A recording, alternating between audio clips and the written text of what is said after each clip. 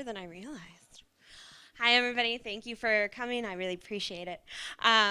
When considering a patient with multiple chronic illnesses, which issues do we consider as affecting their quality of life?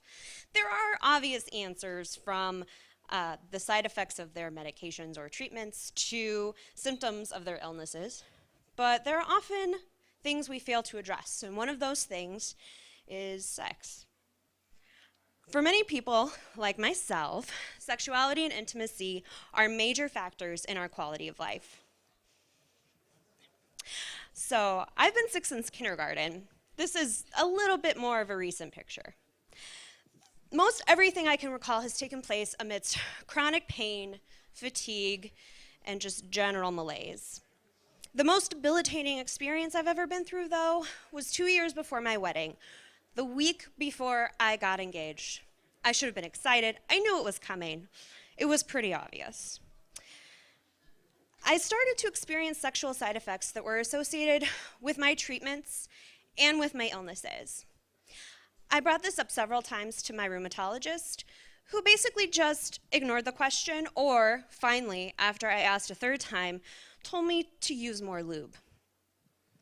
There were no tests, no referrals, no further thoughts about the pain and the debilitating experience I was going through.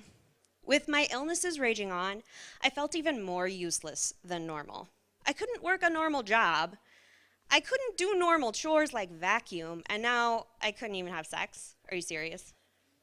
Unfortunately, the story is super duper common. As I began to write more openly about my sex life, I started to hear similar stories from other patients. And then I realized there's a real problem. We just don't talk about sex and sexuality in the United States in general, and that just is even worse in the patient community. With more medically complicated patients living longer and fuller lives, it's time to start talking about this stuff. The World Health Organization even lists sexual health and education as a basic human right, and yet the vast majority of education received in medical school, and thus, discussed with a patient, centers around sexually transmitted diseases. Fertility is often low on that list, despite the many effects treatments and illnesses can have on the ability to have children. Patients want healthcare providers to bring these issues up because it's awkward. Doctors don't want to bring it up if there's not an issue.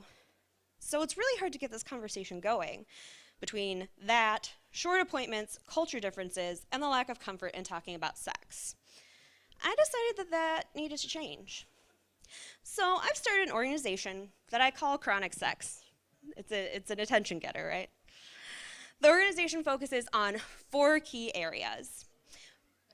And they're areas that I consider to be in the realm of quality of life. It's relation to self, our self-esteem, our self-image, relationships with others, whether they're sexually intimate or not, sexuality, and obviously it's in the name, sex. We provide support, education, and a one-stop spot for resources surrounding sex and sexuality with illness and disability. Through our weekly chats, podcast episodes, our website, and also presenting at other conferences, many patients are learning more than they ever realized about sex and sexuality with their illnesses.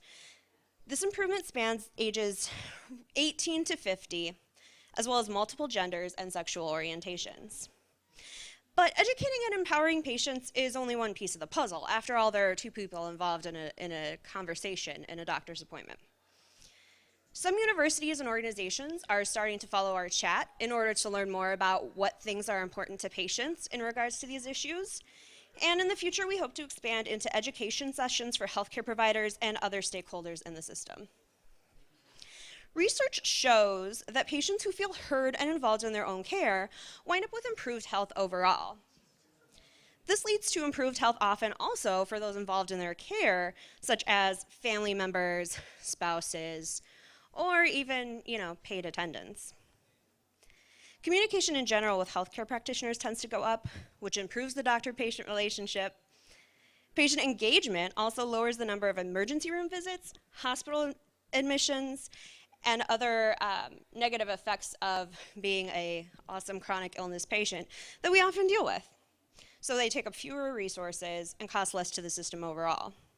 It seems that all stakeholders benefit from improvements in a patient's quality of life. While the studies I've just mentioned were done in regards to health overall, it also must be true for sex and sexuality, right? I'd assume. The real question is, how do we implement the changes needed in order to improve quality of life? No matter what your role is in healthcare, whether you're here as a patient, a physician, or other, there's a lot of others. I'm not going to take up your time with that. I invite you to join this conversation. Browse our hashtag on Twitter. It's hashtag chronic sex. I've been tweeting it out the last couple days. You'll be able to find it. Visit our website, chronicsex.org. Or, come talk to me. I would love to talk to you more about how together everyone in this room can help improve quality of life for patients dealing with chronic illnesses and disability. Thank you. Bravo, Kirsten. Thanks. I wasn't so sure about talking about my vagina in front of everybody. But Look, vagina, penises, we've had it all here. It's a medical conference, prostate. right? It's fine, yeah. Actually, it's really funny, isn't it, when you hang out with medical people and you use these words, and then you hang out with friends that aren't medical, and you're talking about everyone else looks at you like, yeah, look at my sister's face right now. Do not invite them to dinner ever again. Yeah, I found that when I was studying, and anyway, you sort of forget what is normal. Yeah, and actually, I used to run the Sexology Society where I'm from, so I will put you in contact with those guys because they'll want to know more about this. So, how are you funded?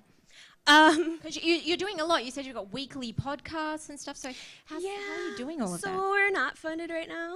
I'm doing stuff by myself, which, it's fine, but it would be nice to get some cash flow, especially this is, an issue that really in the end affects all of us. So I think behooves us all to do what we can to pitch in for it. Yeah, okay. And how big is the community at the moment? Last I checked, we had about 12 million impressions on Twitter. We do have like a secret Facebook page that like your mom can't see that you're posting stuff in, right? And that's, approaching the 200 mark. So it's still small because of a little bit of a lack of exposure, but hopefully being here will help change some of that. That definitely. I love that. We're talking about chronic sex, and you say there's a problem with lack of exposure. Should we be wearing trench coats? Right. I feel like I should have worn my dress, and I could have just. Yeah. Well, look. Good luck with it. And as I said, I'll put you in personal contact with the people I know and I know the person. I know the ex-vice president of the World Association of Sexology. That would be wonderful. And you should get connected with those guys, and the reason I've certainly got involved in it myself was because when I trained as an occupational therapist, I worked with people with chronic cerebral palsy. Well, of course, it doesn't go away, does it? And they were living in their own homes, and my job was to do all sorts of things to help them with their activities of daily living. And there was one guy who the only sexual contact he'd ever had in his entire life, and he was almost 60, was with paid women, basically. And it really opened my eyes that, this poor man has had to go through life without that intimacy that, we don't want to talk about, but we all crave and we all deserve.